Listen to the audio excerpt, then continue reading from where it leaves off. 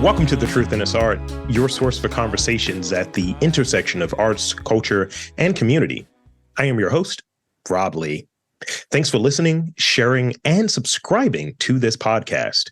Be sure to check out our Patreon and leave us a review on your favorite podcast app. 5-star reviews would be great, but whatever you think this podcast is worth. And it helps us grow, get discovered, and continue this great work. Today, we are talking curation and public art with the Curation and Public Art Manager of the Baltimore Office of Promotion and the Arts. Please welcome Kirk Shannon-Butts. Welcome to the podcast. Hey, Rob. Thank you for having me. Thank you. Happy to be here. Thank you for making the time, being on here. And as I say, I know this is an audio, primarily audio, like experience, if you will, but it's always a joy to talk to fellow bearded Black men. With glasses, by the way, with the glasses on. It's the full thing.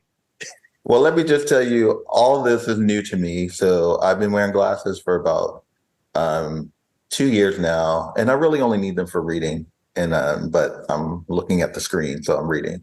And the beard, I hate shaving. So if I'm not working or need to be fresh to death, then shaving is the absolute worst.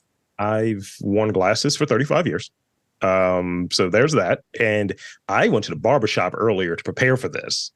I was like, I can't talk to Kirk. I'm going ahead looking bummy. I had like a stray hair coming out of here. I was like, yo, I'm already bald. What are we doing?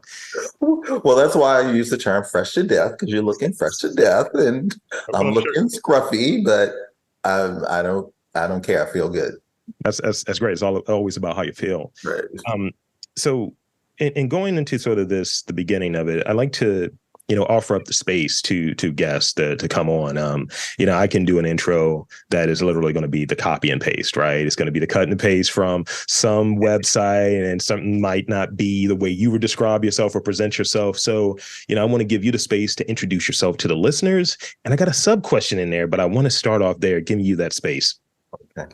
My name is Kirk Shannon-Butts. I am a filmmaker and curator. I am currently the Senior Curator and Public Art Manager at the Baltimore Office of Promotion and the Arts. Thank you. That's wonderful. And it's always good to connect with both, Right. And filmmakers, because apparently I'm carving a little bit of a niche in that area as well, of talking with different film folks. So, Okay. This adds to the tool belt.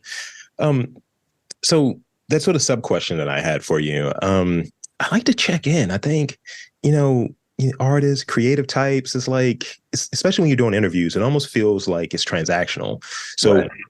I want to ask this question. What has been the sort of standout moment from the week for you? Like we're recording this on a Thursday. So most of the week is, what's been a standout moment for you that's like caught your eye? It could be something that, that's happened in, the larger news, or something more local, but what's something that's, stood out for you this week? Well, I started my week on Monday with an artist talk with an artist that I've been working with for a couple of years now, Ernest Shaw, who's pretty much taken over the art scene in Baltimore, and I'm happy for him. He's earned it and deserves it. But he did an artist talk at Johns Hopkins University School of Visual Arts, or the Visual Arts Department. And during his talk, he's known as a muralist, even though he wants to be a painter, or he is a painter, and he's kind of wanting to move in that.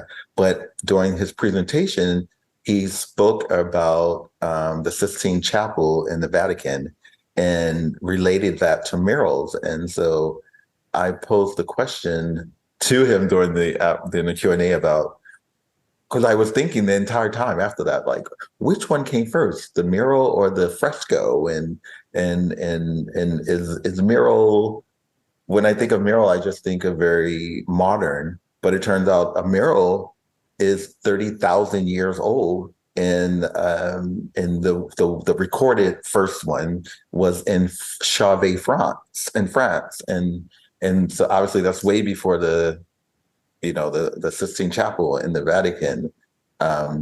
So that was like a real standout moment. And as a curator, I do a lot of research, and I had never, I don't curate murals, so it was something a whole bunch going on. A lot. It was etymology. It was art history. It was history in general. So it was really a good moment. So That's dope, and it's great. Shout out to Ernest. right, It's right, it's great to kind of capture, and I tell people, and it's shameless. Like when I do these interviews, I was like, look, I'm learning from y'all to sound more interesting. So, right, but that's why I do so many interviews. I was like, I need knowledge. right, right, right.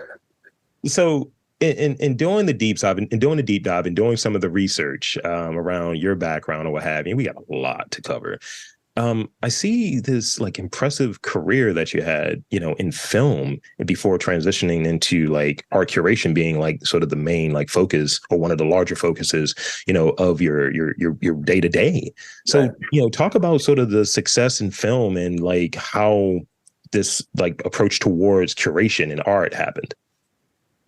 So I remember growing up, my mother had these four paintings, and I don't remember a lot of my childhood before 5, but I must have been, around 3 years old.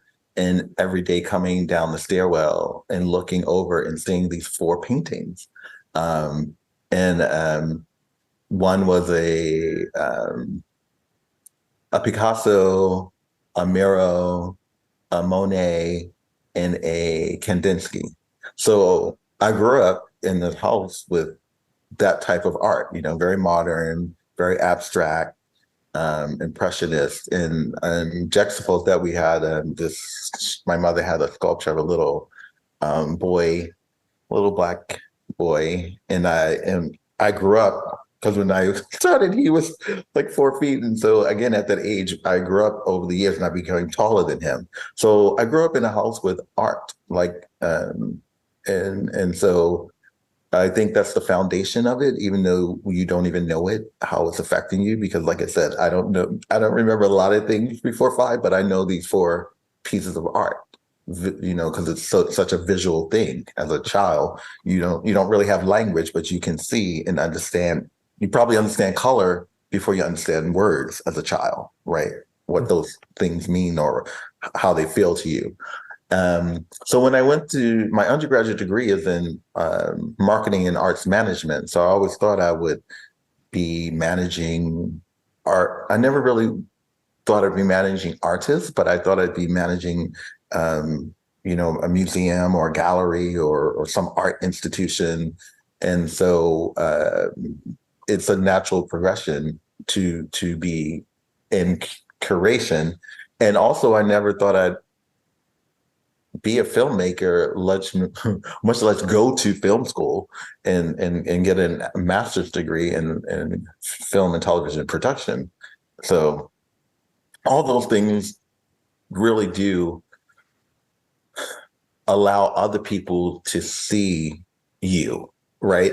Because when I went into, the story, I've told this story many times about how I even got into fashion. I was lost on a train in New York. I was trying to get to a friend's party, and so it's like, oh, just meet my friend on the first train, and he'll bring you to Brooklyn. And I was like, okay. And so when I got on the train, his friend, he checked me out, and then he was like, and one of the first, I think he might have said, I like your style. And then he said, I think my agent will like you. And I was like, what? What are you talking about? And so, we started talking, and he was like, oh, I'm a fashion designer, but, our agency represents, people in the fashion industry. And I didn't know that designers had agents at that time, but I guess everyone has agents. And so he gave me his agent's card. I called her, or I think called her, and she was like, oh, fax me this information. And then, and this is still back in fact, this was 2001. And so I faxed her this information, and she called me. I went in, and she sent me the Vogue. And I was like, whoa, this is crazy. Because I know fashion, but I knew that this was not normal, right? That I'm in New York City with FIT and Parsons and the Garment District. All these people want to work at Vogue, and I'm here. And and so um, so I took it very seriously. In fact, so seriously that I left after I was only at Vogue. I was there less than a month because I was like, this is not where I want to be. And I know so many people want to be here who and I mean I was still quite young at the time, so I wasn't as thoughtful as that, but I knew that this is not my opportunity, right? And I know I'm blocking someone else who really wants to be here and who really wants to do that. But even though it was amazing I was in the fashion department in the closet at Vogue, and so my job was to check in all the beautiful clothes that came in.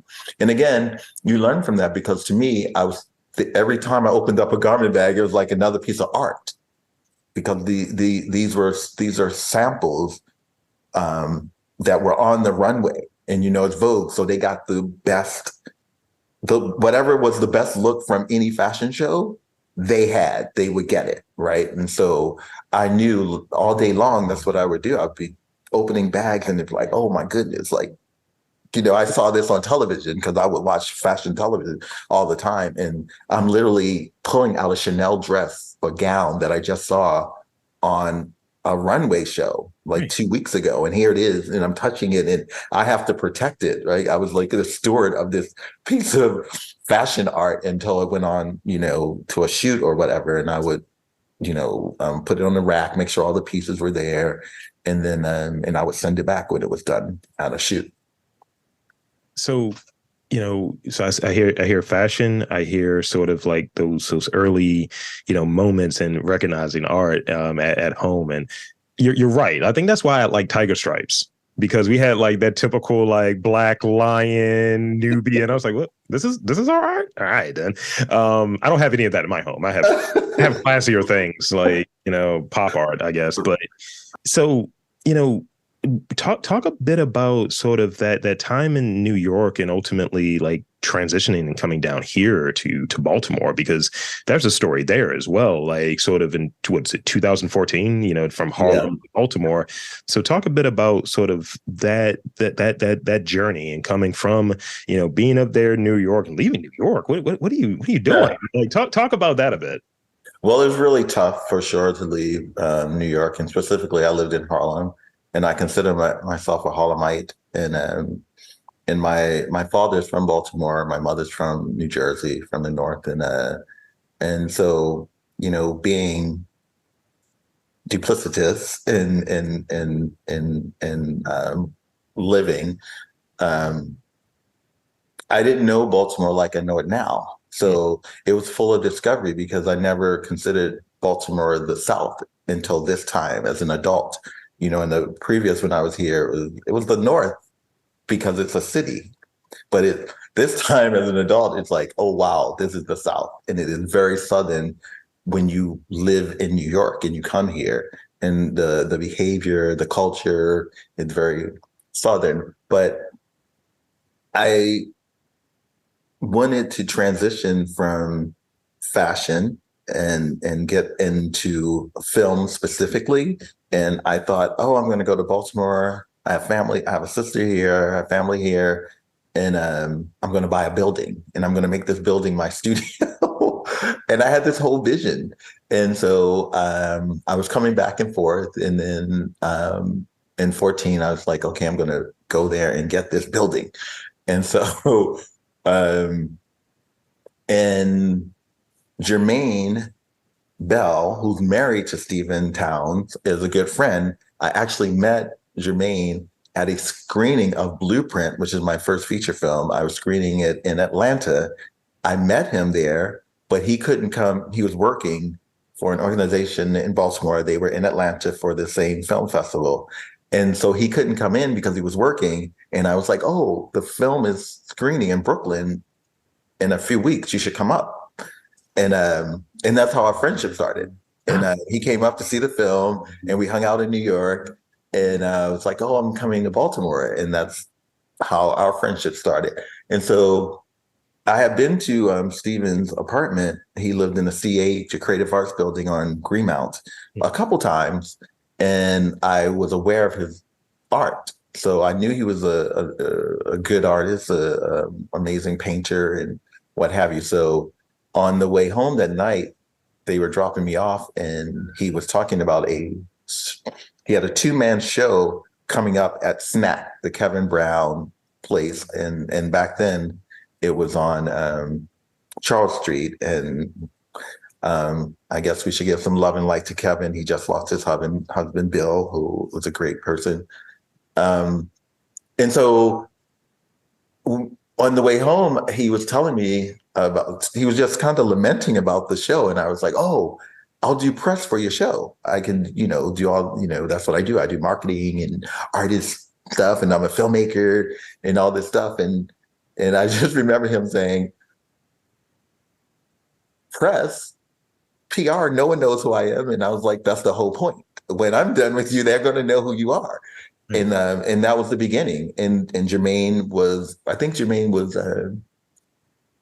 was still about to or at Micah, and he was studying graphics. So the two of us together, I mean, we just created a machine for him, for Stephen, and he could do his work, and we would do all the publicity.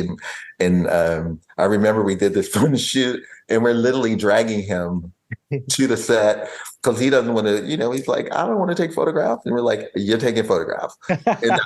and we were like, I had found all the locations and I had all the clothes, and like, all you have to do is just show up, and you don't even have to smile, just show up. Right. So that was the first photo shoot we did with him. And it's so ironic that those photographs people still use. Like, those are almost 10 years old, but because they were so natural and so I mean, it was very motivated in what the goal we wanted, but unmotivated in terms of, like, they weren't supposed to be fashion, or we wanted to capture him. And I think those photographs still do, because obviously you can never go back to that time. He's quite known now, but like he said, no one knows who I am. Like, no one knew who he was back then. And that was the whole point of the shoot, and to capture him in a way that so people would want to know him. Yeah. Right. So the images are all just really relaxed and relatable. They're not overdone.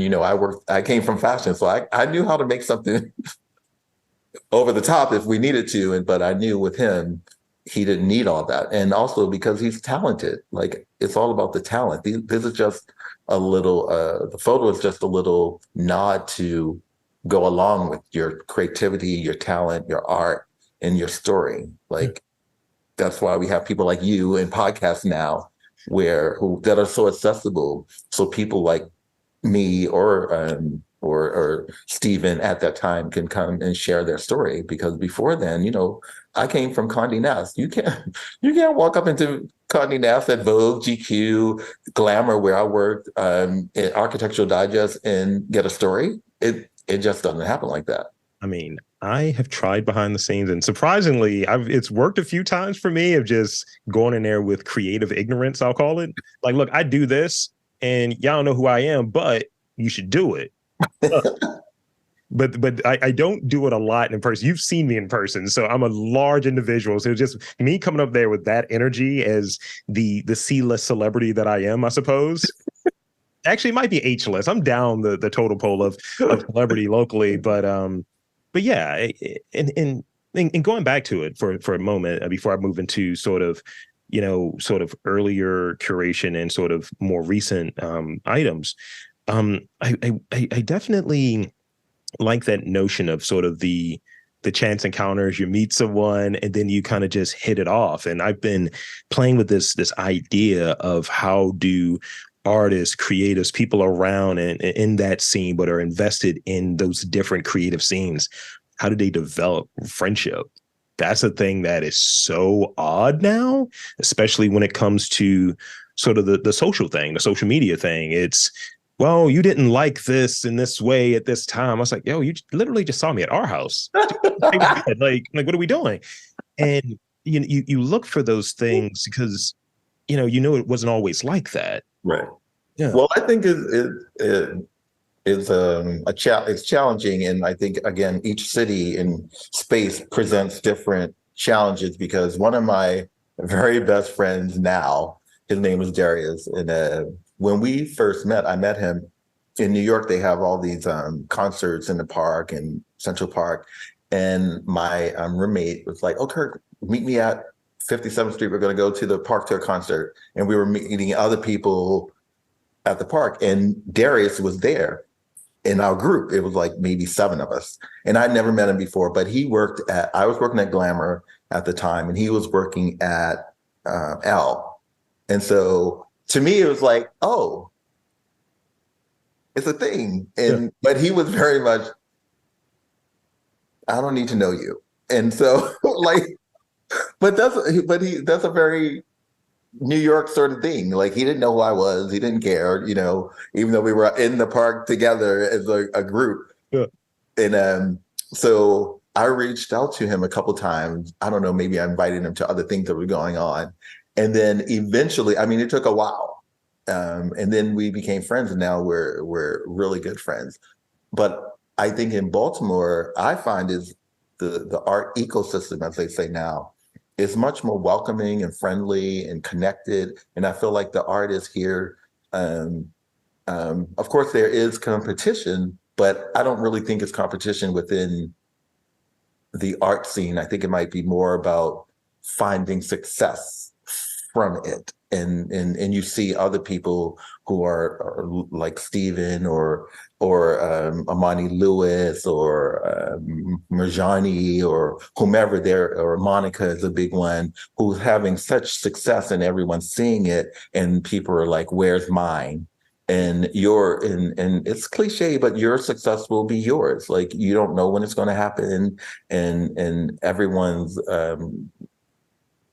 talent in what you're rendering and creating through art is different. And so how people receive it and put it on a larger platform, it takes time because people need to get to it.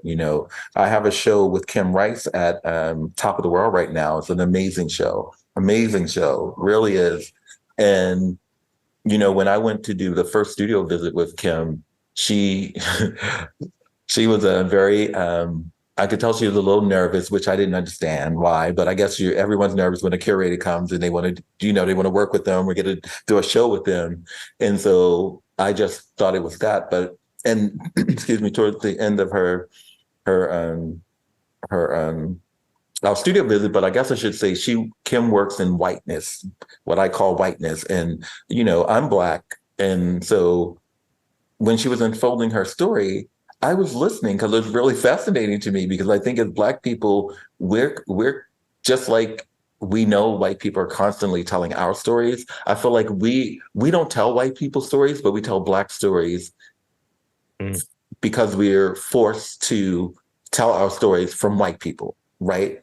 Or because they're not telling our stories honestly or fully, whatever the word is. So to listen to this white woman authentically tell me about herself, and it wasn't about her being white or her having white privilege. She went on this journey into her whiteness and her privilege, and she was willing to share that with me. And so I just listened, and I was very fascinated. And she talked about discovering that her mother's family had slaves, right? And then she did the research on her father's side and found out the thing that they had as well. And the only thing from that, when we were done, I was listening. It's like, well, nothing's changed. So of course, if either family that you researched and had slaves, of course the other one would have had them, because that was wealth. Owning Black people was wealth. So they're going to marry other wealthy people. You're not going to marry the person who does not own the plantation. You're going to own the other family down the street and merge that and create even more wealth. So, but I remember her telling me at the very end about that journey. It was like 10 years ago. And she told me that at the time when she was presenting that to white curators, they all said they would not show this work. And I told her, well, that's why it's important to have Black curators, because I'm going to show this work. It's important and it's authentic and it's from your point of view. And often I don't want whiteness through Blackness. I want whiteness through whiteness because I want it to be authentic. I want it to be real. And I feel like that is what makes it compelling. And so now she has a show up, and now she has a ton of shows happening because,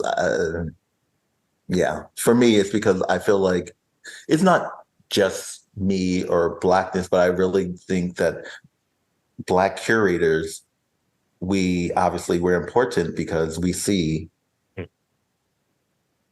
things differently, because for the last 300 years, museums and have been curated by white people only. and in a lens to white men. So even she's bringing a whole new perspective on whiteness and white culture because it's through the lens of a white woman. Yeah, and I was able to fortunate enough to get that interview with Kim right before. Oh, okay. Yeah, and no, it's great, and we had a really cool conversation, and understanding how labor intensive and all of the stuff that goes into sort of that work, and folks get hooked, and I encounter it, and just as far as from what I'm doing, it has to fit these different things, and it's through a certain perspective. Meanwhile, I'm just doing what I do. Right. You think you're doing what you do, but it has impact and a greater meaning and definitely a greater value outside of you, and I've been a proponent of podcasts for a while, since they first started, and even at BOPA, making sure we include podcasting as art, in an art form, and supporting you, because obviously I worked with Jason, yeah. and made sure he was seen as an artist and a businessman and a journalist, all those things. So it's important, and I thank you for having this platform and creating this platform. Well, thank you. And it's I joke about it on occasion. I actually just had this conversation today that I want to get more in it. Doing this podcast, doing the journalism, side of things, and having that approach. But I just want to get to a spot where I can show up and wear tiny glasses, big scarf, and just look so ridiculous. I just want to embrace this Black weirdo thing, but be around like, hey, I know that guy. I know that girl. The whole scene. I think you're on your way for sure. So I want to move into sort of some curation related questions. Namely, we're relatively a few weeks away from like Artscape, right? So I want to talk about that, and sort of like you're one of the people behind the scenes. I see you around. I see you floating around. I was trolling folks when I went up there to BOPA's office. I was like, yeah, I saw you over there stumbling. I saw you over there trying to like figure it out doing Artscape. It was everything everywhere all at once. So could you share some of like the thinking and really what your role was, and sort of you're feeling now with sort of the retrospective time removed and having that time leading up to it coming back. So share some of your thoughts on the curation around like Artscape and all of the programming around that. Well, Artscape, if it hadn't had the hiccup with the entire world with COVID, it would be in its 41st year. So as I looked around, I was thinking about where's the art that should have been left behind from 41 years of Artscape. So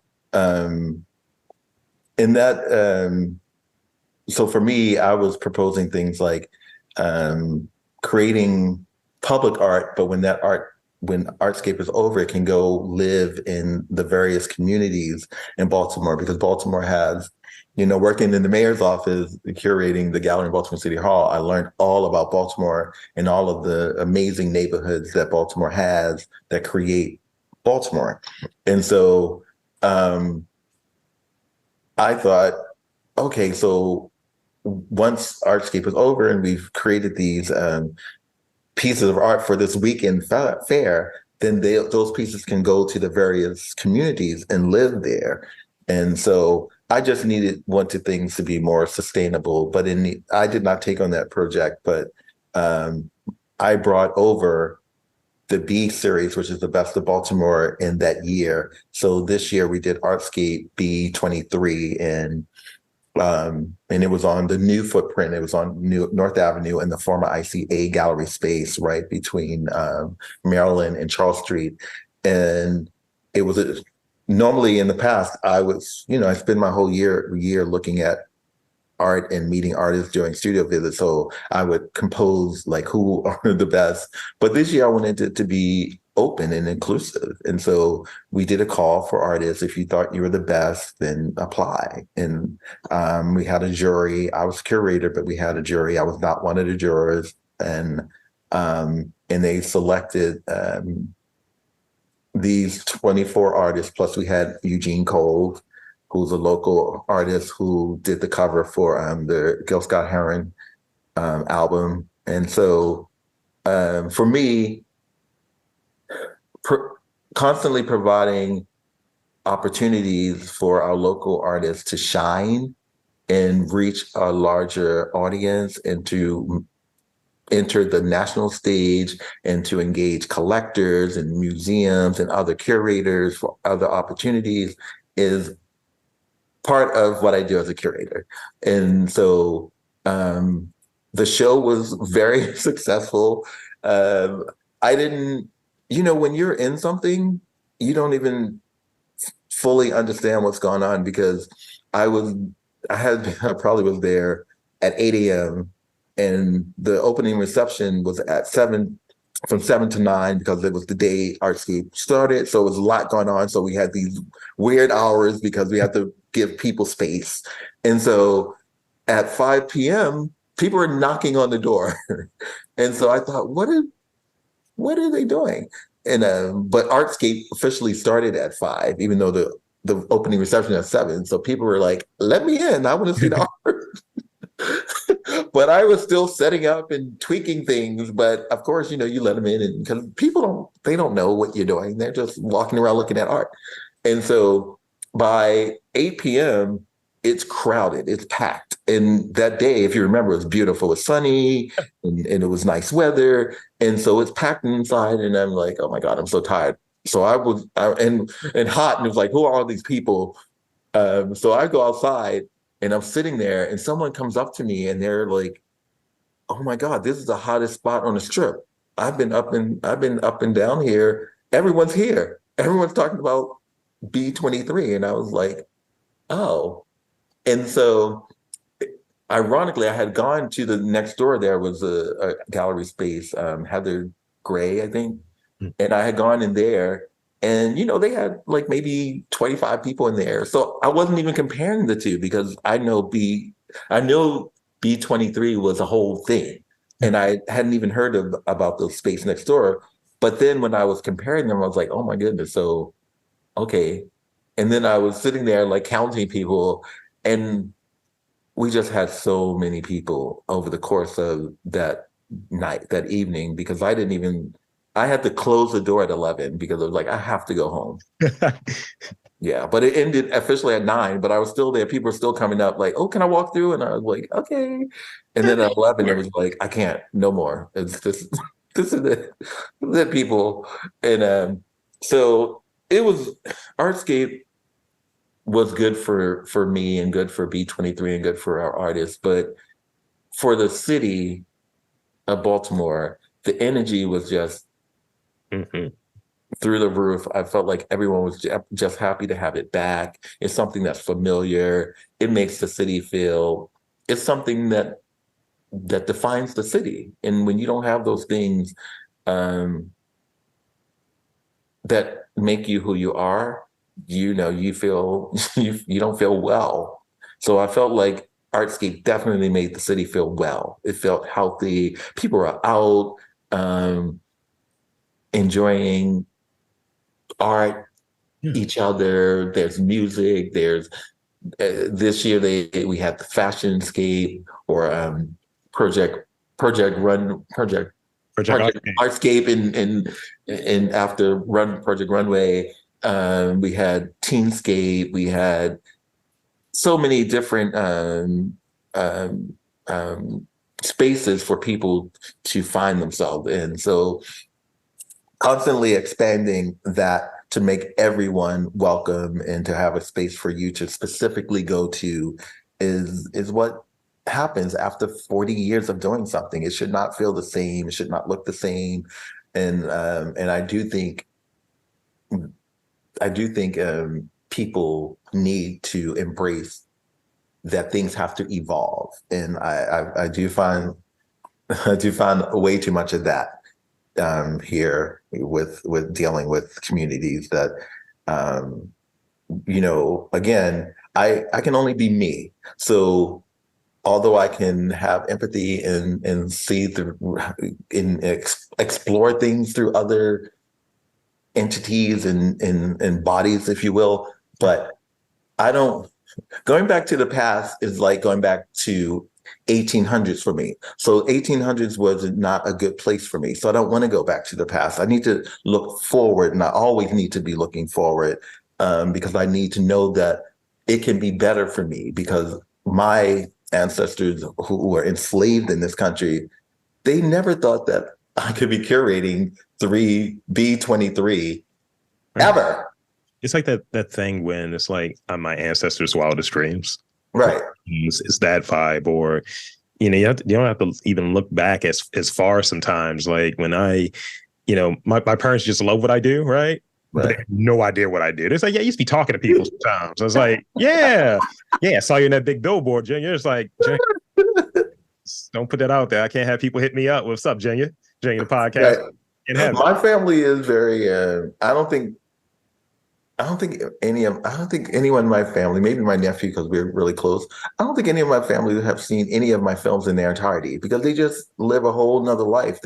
And it's true. Like when I remember listening to someone on some talk show, and they were talking about how they would, they're in Hollywood nominated for an Oscar, but they go home and their grandmother's like, "Can you take the trash out?" Like, that's my family. I remember not even that long ago, my sister is like asking me something crazy like that. And I'm like, really? I'm an editor. I mean, in my brain, I'm like, I work at Vogue. And she's like, oh, Kirk, I don't know. She was like, can you go to the store and get some milk? And I'm like, what? I'm still going to the store to get milk? It's a thing. It's a thing. I remember, I have always had like a data job or something behind a computer. And I remember I was dating a girl and she was like, let me look at your hands real quick. And I was like, what does that even mean? She was like, I just want to make sure you're a hard worker. I was like, this is a weird way to do that. I was like, I use this, baby. And she was just like, nah, you gotta have some scars or something, some calluses. I was like, all right, then cool. I've heard that story before. So I want to move into, I got like three more real questions I definitely want to key in on. Mm-hmm. And one is, it's a little bit of a preface, and I think it's a good spot for us to have it. So like Baltimore's art, culture, and to a larger extent, the community around those is gaining more and more attention. I think we've had sort of those moments over the last, let's say 5-6 years, where it's like, we'll have that moment, and then it kind of goes back down. We have that moment, it goes back down. But it feels like with some of the attention with, we have attention with sort of sports and stuff, the Orioles in the playoffs, and we have the Artscape stuff around that. Press is press. What would you, from your vantage point, attribute to sort of this, newfound spotlight, or do you even see it as like newfound spotlight? I think it's the art community finally starting to embrace Baltimore as a real art city. It's a real art scene because of the caliber of artists that are coming out of here. And also because of obviously, what I'm doing. I created the series Emerge Baltimore. And so you need people with vision to erect and establish and promote their vision and have buy-in from the art community, I know artists want to be in Emerge Baltimore, so it's going into its third year next year. Next Thursday, you can come out on October 12th and see the final iteration of the 2023 slate of artists at the Bromo Arts Tower. So, when I started it and met with my director, Jackie Downs, and told her what I wanted to do at Bromo, my goal was to make it the epicenter of the Bromo Arts District. And it's still the goal, and it's slowly becoming that. We got a National Endowment for the Art grant last year, which is the first time ever that a small organization in Baltimore, or maybe any, I don't know, maybe got a grant that's specifically for curating. And so that has allowed us to really amplify the art scene. We did ads in national magazines, and that really puts you on the stage, and we were able to promote the artists that are in the series. Having Derek Adams, who's an artist from Baltimore, who's based in New York, but is doing amazing things. He just got another $1.2 million this week from the Mellon Foundation, I think. So these things solidify it. Also, the BMA just did an amazing exhibition that's getting national attention, and it features a ton of Baltimore artists, many of which who were in the B series. So I'm happy for them, and all those things. You need all those things to erect and to establish and to make a scene hot. And it's still a lot of work to be done. Last year, Will Watson was a part of the Emerge series, and he was in Brooklyn. So I went to do a studio visit with him before the show opened. And by chance, it was during one of the art fairs there. And so I took 5 or 6 major art collectors over to see him. I thought he was at Governor's Island, but he was actually in Brooklyn. So, but these are collectors. They don't care wherever the art is, they're going to go. And they were like, and I was like, oh, it's not over there. We're going to have to go to Brooklyn. And they were like, what? Yay, we're going to go to Brooklyn. Because they don't live in New York. They're like visiting. They want to see art. They want the whole experience. So it's like 9:00 in the morning. We're going to some crazy neighborhood in Brooklyn. I don't even know where I'm going, and I know New York, right? And so we get there, and they're like, of course, they love Will. They're all into the art, and I hung out with them for the rest of the weekend there in New York. But what was so interesting is that all of them, these are major art collectors from New York, London, Chicago, California, the Carolinas, major. All of them have in their collection Baltimore artists. None of them have been to Baltimore. So that's the part where we have to change, because until those collectors are here and talking, oh, I was in Baltimore and met this artist, and then that'll be the next step, And so I think we're all working on that, because it's important to have artists in these private collections. Of course, everyone wants to be in museums, but you want benefactors, if you will, who will pay for your art and pay the price of your art, and other their friends who are equally wealthy or have that disposable income to buy your art and support your art.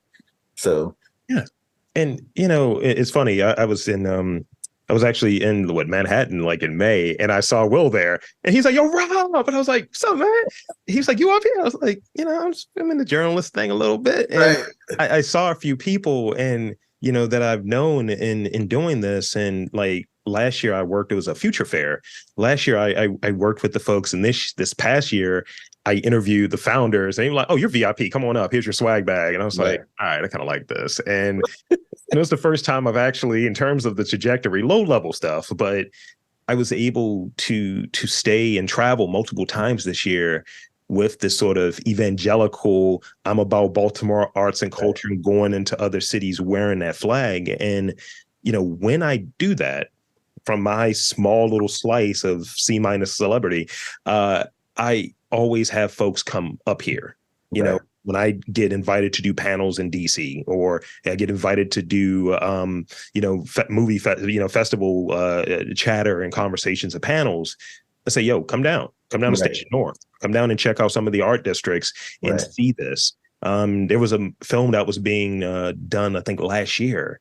And the filmmakers wanted to cover the experience in COVID, but through the lens of like the different artists. I took them to the different art districts. I was doing that sort of stuff, and I find like that's just a natural thing for me. I'm not like a salesperson or anything in that vein. I have a little marketing experience, but I like being able to show folks and have them come here. That's the purpose of the whole thing. I think folks don't get it. They talk a lot about it, but haven't been there. And I'm like, come check it out, buy, enjoy, be a part of it in that way, but come and check it out to see what it is for yourself. I agree. And one of the things that kept coming up during the opening reception to B23 is people are like, this is the new Baltimore. This is like Miami. No, they kept saying, this is like Miami. This has the New York feel and all that. And I was like, no, this is the new Baltimore.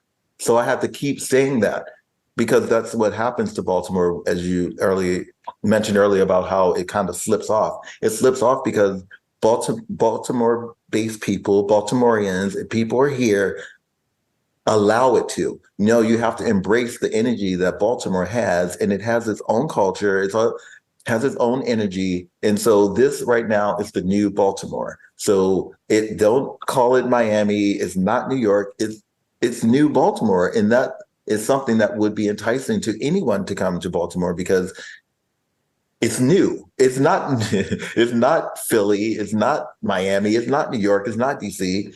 It's new Baltimore. And I embrace the new part, because Baltimore has such a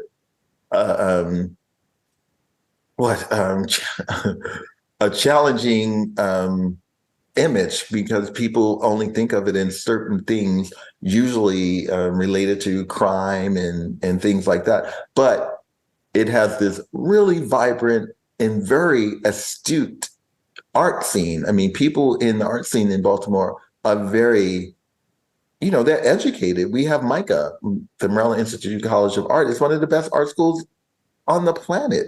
It's right here off of North Avenue. Right. So it's in the city.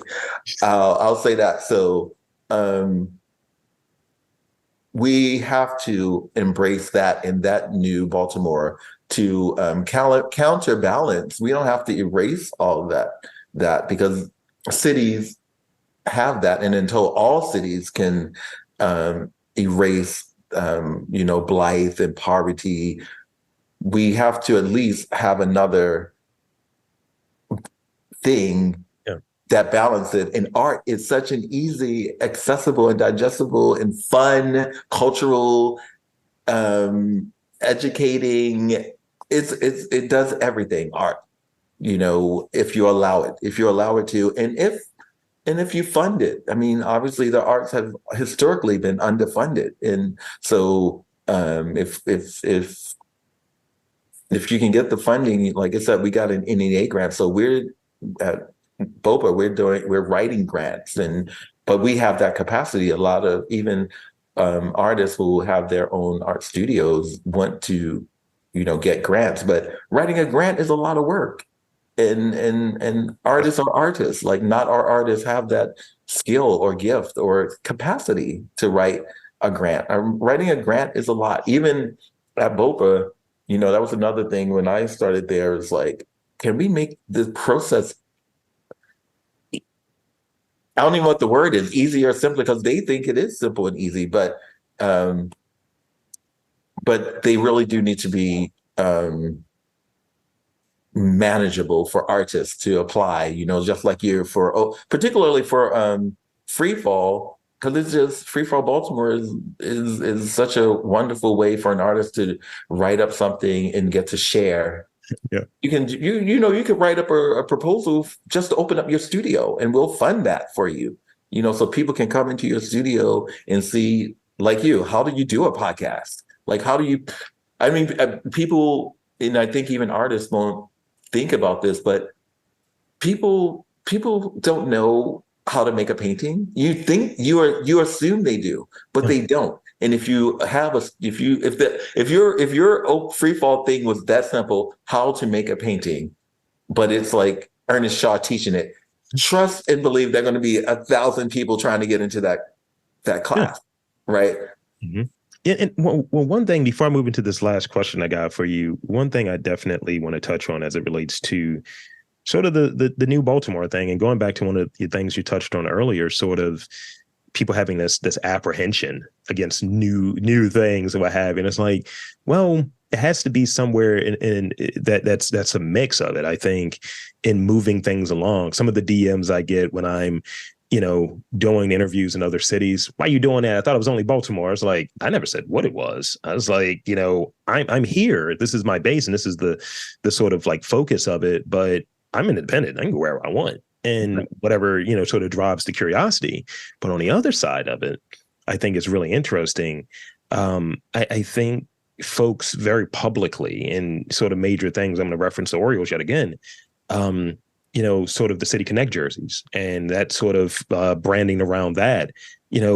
I heard club music at the ballpark. I've never heard club music there. And I'm like, oh, or on Friday nights, we're doing these jerseys that have like the globe printing, all of these art references. And, to toot my own horn, a lot of the folks that were involved from the music scene or even the sort of artwork around the stadium, I've interviewed. Right. Been on here. So it's saying something maybe about the taste and the curation that goes into this at times, and kind of being ahead of that curve, but seeing on national telecast for a sports team, I think that serves as an export for folks to be aware of what happens in a place. They may not know what happens here as much as what's happening in the streets and in the community, but you see Baltimore, it doesn't hurt to have a team that's bring some awareness and maybe some traffic here from tourism, and being able to go there to the stadium and see like, who's the artist that did that? Who's this musician? Yeah. I would imagine that has some benefit. Yeah. Well, I was speaking about Jason, who does Local Color, who I work with. And this was early on when I first met him, and, trying to help him out with what he was doing. And he was talking about viewership and listening and winning more listeners and all that sort of stuff. I was at a dinner party, maybe, I think that night, ironically, that we met that Saturday. And that night I was going to a dinner party in Guilford, and it was maybe 10 guests there. And somehow it came up. And I want to say at least 7, but probably 8 of the 10 people at the dinner table, they all listened to his podcast. And I was telling him, when I met with him, or the next day I texted him and was like, I was at this dinner party in Guilford, one of the most desirable neighborhoods in all of Baltimore City, at a dinner party, and these people who all listen to your podcast regularly. So you don't know who's listening. You don't know what influence they have. And that's why it's important for you and him and other podcasters out there in Baltimore specifically to do what you do, because you are amplifying all of it. Whether, when I was listening to yours, ironically, I like listening to the you think I want to listen to the artists, but I like listening to the politicians, because I want to hear what they really have to say. And I feel like when they interview with you and other podcasters, they're less what's the word? Like They're a little less started. They're less staged. They feel more comfortable. They talk in a way that's as relatable, I feel like, as a politician can be. And so listening to them in these spaces is good, and particularly when we're in a election year, and particularly when we know we have so many politicians that are part of the problem, because if you're a politician who wants to ban abortion and ban books and not learn about all of the histories that create America, then you're a problem. So being able to listen to people address that as a politician is amazing, because me just saying what I just said is totally different. I'm a curator, and I do, of course, address societal issues through the artists that we select in their personal narratives, because art is generally being evoked in artists through the society and the culture and the policies that are going on. So again, some like Kim's show is all about gentrification, redlining, and all that is very political. Yeah. So you could go up to top of the world and see it and walk through this beautiful exhibition and learn so much. So I want to throw this last question to you. And, just with and I know we all have our ways, right? Our secret sauce, our spice, our own methods, right? So curators, editors, presenters, I guess we all have our way of doing things. For you, at where you're at in your career as a curator, a Black curator in Baltimore, I'm getting all the superlatives. Right. What is one aspect that you wish more of the folks or the types of folks you would work with like knew or use from a standpoint of being a curator? Like, how do you want folks to like present themselves and try to sort of work with you of like, hey, I want to pitch some work to you, or sort of what that process looks like? What's that one, I guess, tip, if you will, that you would want to impart to like artists that are like, hey, I got some work, I think you should see it? They shouldn't say it like that, obviously, but what's that one piece of advice you would throw out there? I think for me, I liked it exactly what you just said. What you said, you shouldn't say it like that, but I like it like that because I feel like most people and artists are masking, right? So when I know how my film background and fashion background serves me very well, because I've cast people, so I write characters, so I know how to create a human being. So psychologically, when someone is bold, I'm more curious about why are they bold. So are you bold because their art's good? Are you bold because it's not good and you think you can get on because you're assertive and think that that's something? Because I think that's what we learn as Americans, right? And what I find is that the most talented people that I've worked with are usually the most quiet. Like Stephen Towns, he would have never asked me to help him do anything, and I was around him. I've been in his apartment many times, and I actually told him that, oh, I will do that for you. Yeah. And I feel like most of the artists are like that. Even a good case is Amani Lewis, who was very bold, and I don't know if have you interviewed Amani Lewis? I've had the chance. Like Amani is great. So when I went to her studio, and she was very, I wouldn't say passive, but she was not that bold like I was used to, because now I was, I guess, in her sanctuary, in her safe space. Like she was very methodical, very thoughtful, very kind. And not that she's unkind, but you just think of her as this energy, ball of energy. And she was like very quiet. And it was like, okay, I like this. And the art was amazing. And like, she is the only artist whose space I've gone to, and I was like, can I have a seat? Because it was so amazing that I was like, I need to be able to take all of this in. I mean, it was so amazing. And even when we opened up the door, she was at Whitehall, there was art on the walls. And I was trying, as I'm always making sure I get all my attention to the artist I'm there to see. So I'm like, look, I'm paying attention to her, but this one eye is like rolling at the art on the wall. And then we walked through and turned and she's like, "Oh yeah, that's my art on the outside." And I was like, "Oh, thank God." And that's when I was like, that's when I said, "Can I have a chair?"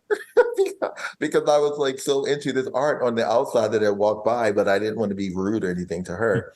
And then from there, it was like, in my head, they're telling me their story because it's a studio visit, but in my head, I'm already like, when can I put her on the schedule and what will the show look like and what will we call the show? I'm already curating the show, right?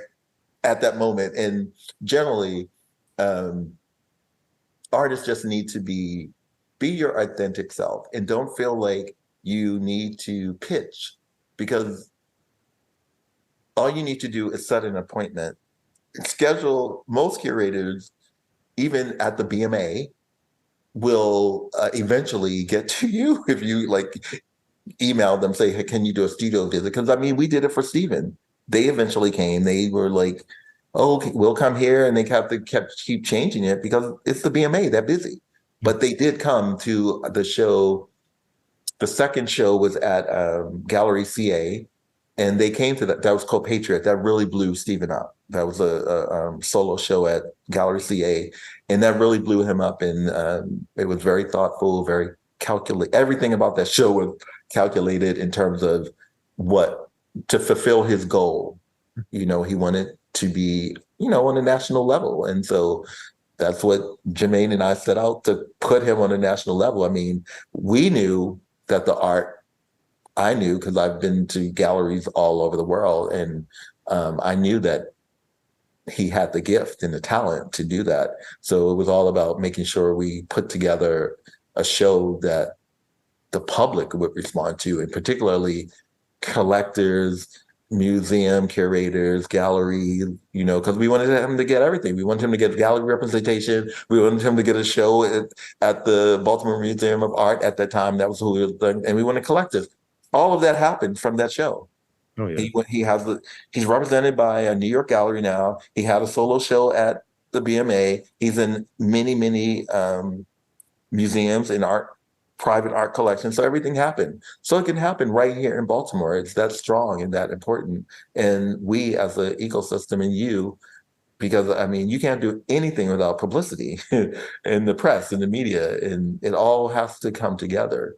And I think another thing about artists, in answering your question, is that don't let the press come to you. Let them discover you. Mm. Don't advocate for yourself and your practice and your creativity, but don't let that be the only thing, particularly when you're meeting a curator, because it can be a turnoff. It isn't for me because I understand the struggle. Because when I started 10 years ago curating, Rob, I don't know if you even know this, less than 2% of curators in the art world were African American, less than 2. Today it's around 5%, but you also have to take into account over the last 10 years, we've had the National Museum of African American Art and Culture open, the museum I think is in Alabama. There's been probably 10 major Black art institutions. So if you take those out, it's still probably 2. Right. That it's a really, small number. And you mentioned it, like, sort of you see 5, now, right? And it could be between 2 and 5. That's still 90 plus, 95 plus. That's not that. No. And I remember, having this conversation a couple of years ago, actually sitting down, kind of getting the preview, if you will, of the Bright exhibit with Thomas James. Yeah. And I'm looking at it, I'm seeing people, I'm like, I'm interviewing them. I'm looking at it from that standpoint. And several of those folks I've been fortunate to interview, and some I am fortunate enough to call friends. Right. And it's really cool, but it is sort of that representation conversation that always has to happen and always has to be checked in. And I'll leave on this sort of thing here, where when it goes back to one of the things you said about the grant writing component, or just generally navigating, it's just like, sometimes that's just not a rule book. So your point about coming as your authentic self and just doing, that's the only thing you really know. Like as a person that used to send the representative and try to be a thing, and then feeling like this doesn't feel good, actually makes me feel physically ill. Right. I'd rather just be me with all of my weird fumbles. And that's even how I go about editing these interviews. I try to keep them as close to what the conversation was than let me cut that out. That sounds stupid. Here's the hot takes. I don't want any of that. I want the authenticity. I want the thing that feels real. Right. That's the thing that we're all looking for. We're all seeking. And I think with some of the gems that you've dropped in this conversation with your experience and sort of the work that you're doing here in Baltimore, I think it's going to definitely click and hit for some folks. And I think that that's a really good thing. Right. Well, I feel like Baltimore is full of original thinkers. And I think they get, again, because I think Baltimore is full of so much talent that people get off track because they try to get on a track, someone else's track. Stay on your track, do what you're doing and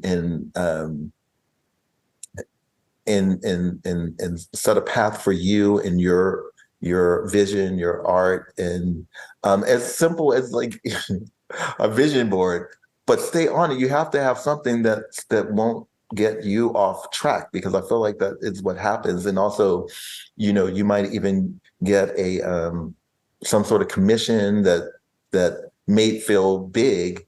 And I had this recently happen with an artist that I was working with, and and the person was like, the number was too small for me and I wasn't getting any of the number, but I was like, I I'm at a point now where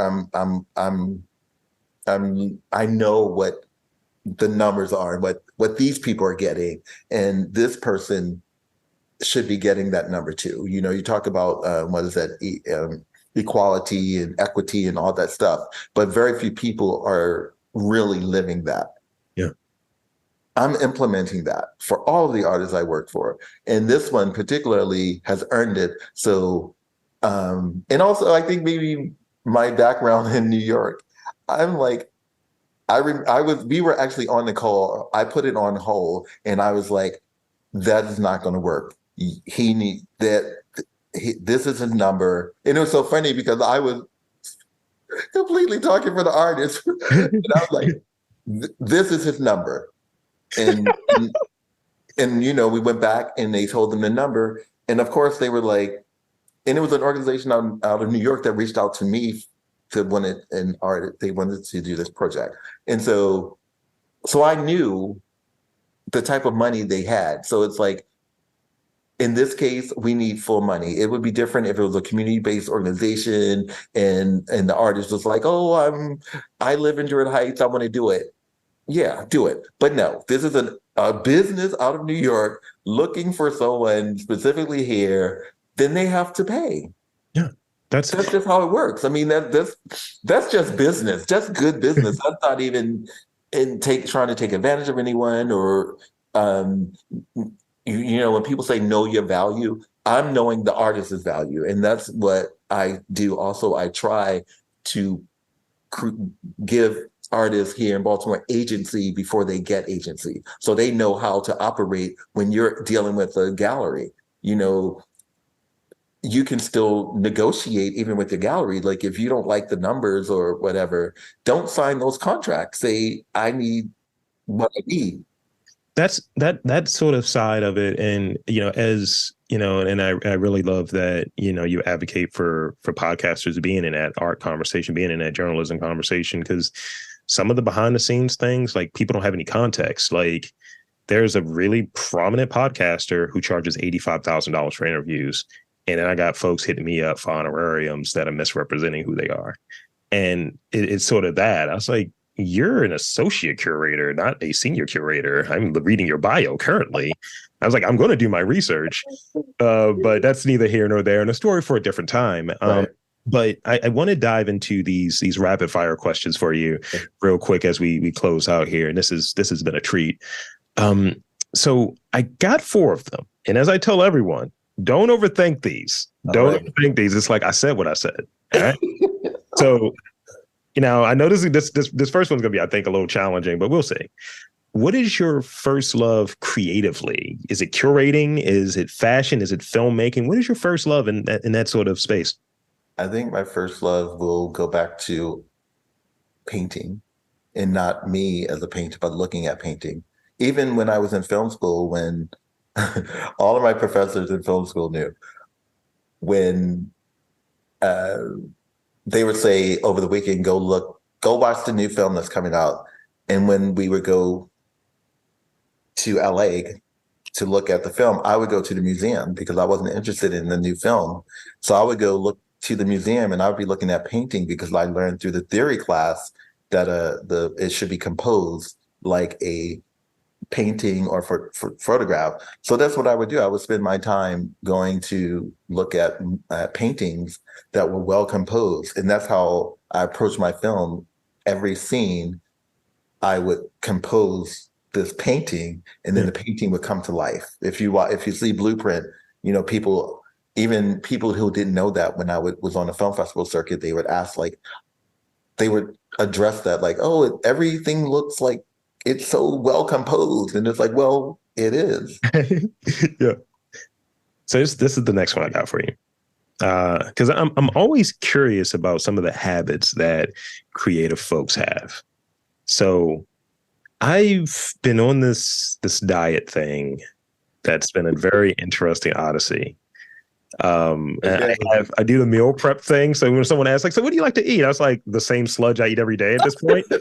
For you, not in a sludge sense, but for you, what is that sort of go-to meal for you? Like, is it something you're cooking? Is it a sort of takeout thing? Like, what is that go-to meal that you're like, I need to eat something and this always hits? So what is that for you? Okay, it's going to be the most random thing, and you probably are not going to believe it, but it's oatmeal. Really? I eat oatmeal almost every single day. Every single day, probably for the last 20 years. Is it a particular, like, your apple cinnamon? What we got? Oh my God. So I was telling you, when I moved to Baltimore, I was living with my sister. She would buy all those, packages. Yeah. I like it straight from the box with the red, white, blue thing, regular. And I like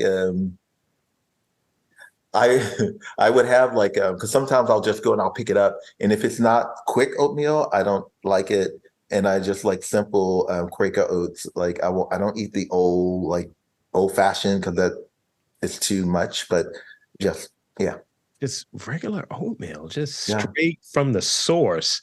it makes me feel good, and I feel like it makes me feel it's sort of probably something to do again with my childhood, maybe my mother. I feel like my mother made cream of wheat, but I really liked when I think I was the only child who liked oatmeal, so she didn't make it that often.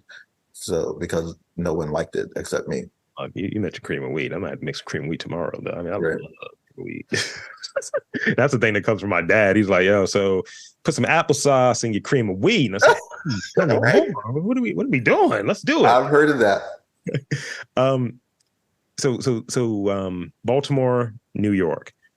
Between those two, what are your sort of like favorite places to like unwind, to make, whether it's taking a movie, whether it's just to enjoy a park or something like that? So what is that place in Baltimore? What is that place in New York?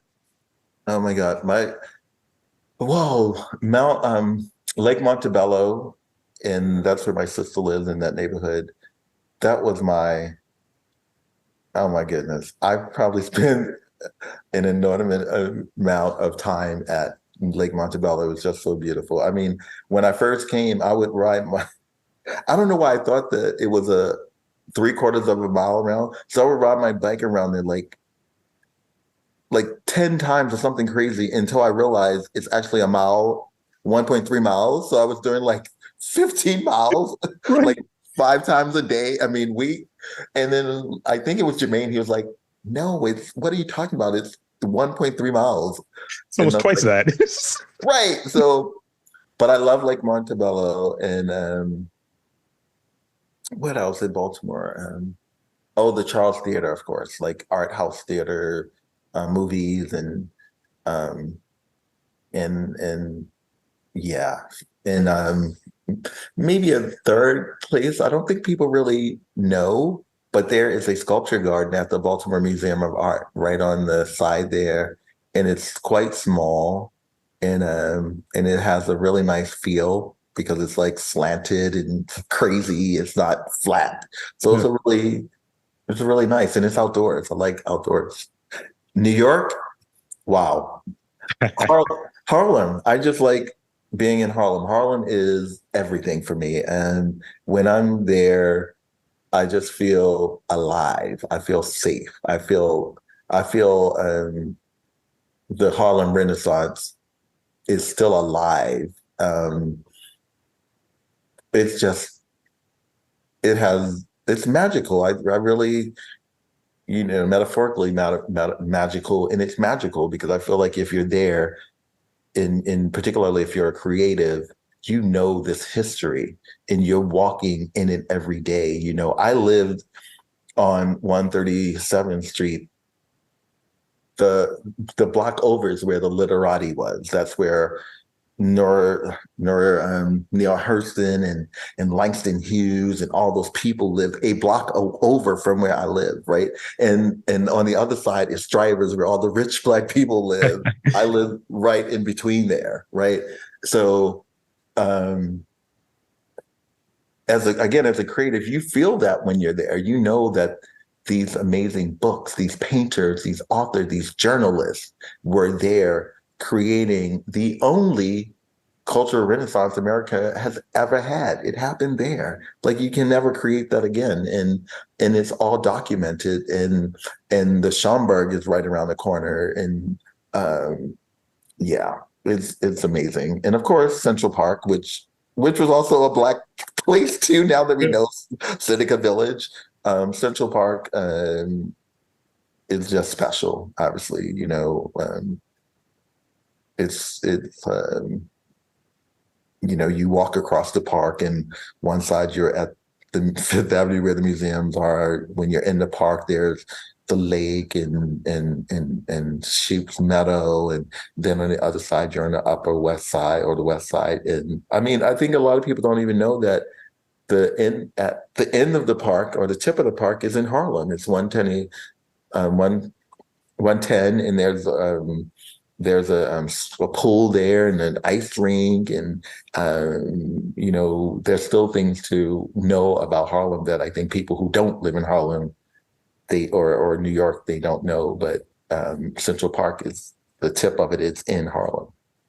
So you got me like now making this trip to Harlem. I've been to Manhattan, I've been to Brooklyn, I've been to Queens, so it's like I got to hit up Harlem. What Rob? You never been down 125th Street? Nah. I mean, I'm scared to get on the train. Let's start there. No, I'm a 6'4", 300-pound Black man that's afraid to go on the train. I mean, you have nothing to be afraid of. I mean, the train is a wonderful experience. Yeah, I mean, it doesn't get any more New York than the train, and I can't even tell you how many celebrities, famous people, rich people that you'll see on the train. Like everyone, right? The train is just easy. Everyone gets on the train. Even when I worked in fashion, it was so funny. Sometimes, like our fashion director would be like, because we had car service at all times, but at certain times of the day, you're like, even the fashion director was like, we're about to get on the train, Kirk, because it's like, I'm not waiting an hour to go 10 blocks. Literally, it would take an hour to go 10 blocks. When you could jump on the train, and we were in Times Square, we could get anywhere in 10 minutes on the train. That's the thing. Like when I was last up there, I was seeing my curator friend out there. She was like, "We're gonna meet up here." I was like, "I'm gonna Uber over there." She's like, "You sure about that, bro?" I was like, "Yeah, I am. I don't care." And we get there, and she's like waiting with me for the next Uber. She's like, she's Dominican. She's like, "Yo, Poppy, you gotta start taking the train, bro." Like, not yo, Poppy. That's literally what she hit me with. So let me ask you this last question before we wrap up here. So I like to, have that knowledge and drop that knowledge. This is something I've been reading. It's a book called Failed It, the Eric Kessel's joint. And it's just like mistakes you can learn from like ideas when you've like botched it, you failed it. This is a book that I'm currently reading. So what I'll ask you is, what is the last book or book that you're currently reading? What's the last book you finished or a book that you're currently reading? Well, I'm currently reading this amazing book. Nice. Called Bakoko, and it is the biography of Mohammed Gardo, and it is the only known biography, but it's an autobiography because he left a diary from an enslaved African in Brazil. So if people don't, again, why we really need not to ban books in America, but for most people don't know that most slaves ended up in Brazil. And today, Brazil has the largest African Black population outside of Africa, right? And so for this to be the only says so much, right? And I just discovered it last year, and I finally bought it this year, and I'm almost done with it. I'm savoring it because I don't want it to end, because his story, the story of Black people, and the story of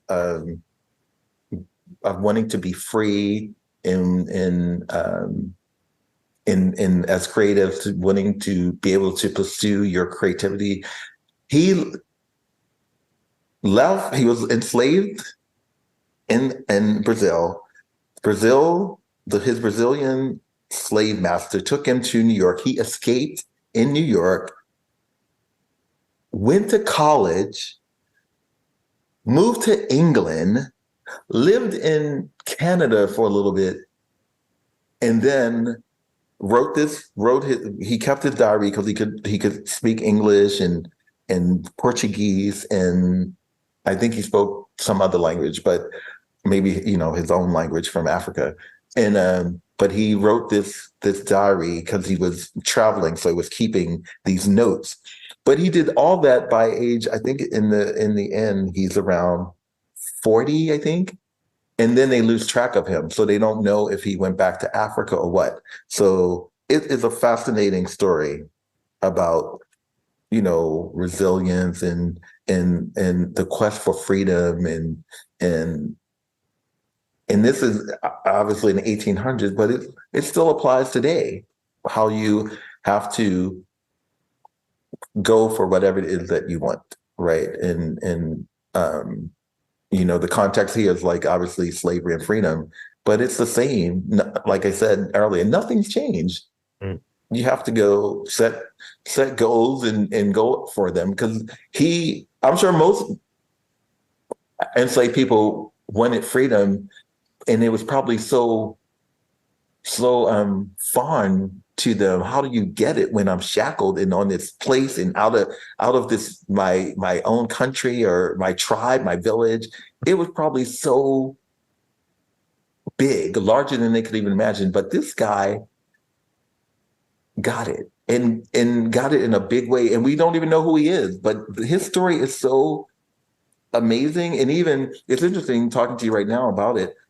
I'm a filmmaker, and I don't even think of it in terms of a film, because I think the writing is so important. People should just read it, and in your head, let it come to life. I don't need this to be on the big screen, but if it were, I would like to see it. But normally when I read something, I'm like, oh, I could make this a film. I could see it as a film. But I feel like the text, because he wrote this so deliberately, yeah, you should read it as he wrote it.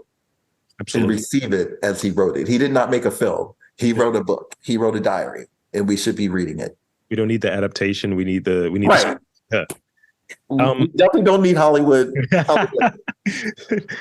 Yeah, they're not the right hands. It goes back to the curator conversation we were having earlier about Black curators, right? The filmmaker thing is a whole nother conversation, a whole nother can of worms we could dive into. Yes. But I think that's a good spot for us to wrap. And what I would like to do in these final moments is, one, thank you for making the time to be on this podcast. It's been wonderful. And two, I want to invite and encourage you to share with the listeners where they can check you out, follow you, social media, website, all of that good stuff. The floor is yours. Well, same to you. Thank you for creating this platform and allowing me to be here today and share with you finally. Um, um, well, you can find me at flickeria.com and also on Instagram at flickeria_Kirk. And you can come check out our curation at the Burkina Arts Tower. We have an opening reception next Thursday, October 12th, 6 to 8.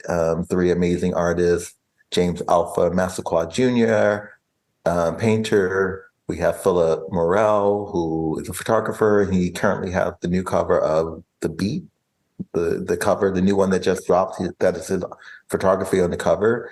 And we have Laurel Stewart, who's